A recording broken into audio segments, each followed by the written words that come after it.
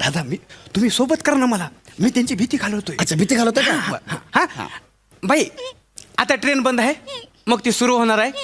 धडक धडक धडक धडक.